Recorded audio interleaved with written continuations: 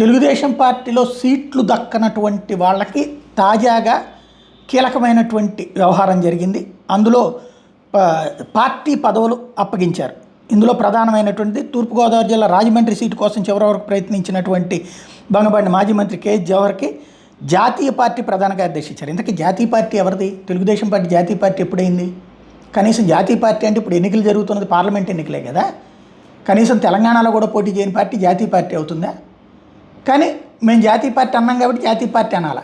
ఆయనకి జాతీయ ప్రధాన కార్యదర్శి పదవి ఇచ్చారట.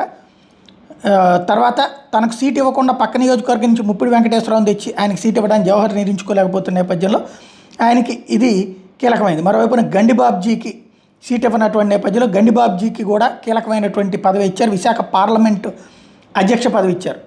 మరొక వైపున డిప్యూటీ స్పీకర్ రెడ్డి సుబ్రహ్మణ్యానికి పాలిట్ బ్యూరోలో స్థానం కల్పించారు.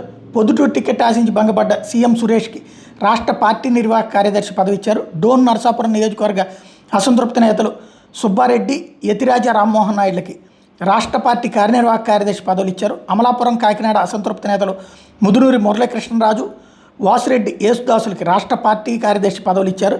హిందూపురం పార్లమెంట్ అధ్యక్షుడిగా ఉన్న బీకే పార్థసారథికి ఎంపీ సీట్ ఇవ్వడంతో ఆయన స్థానంలో బివి వెంకటరాముడికి పార్లమెంట్ అధ్యక్ష బాధ్యతలు ఇచ్చారు. వాళ్ళకి ఈ పదవులు ఇస్తున్నట్టు అధికారికంగా ప్రకటించారు.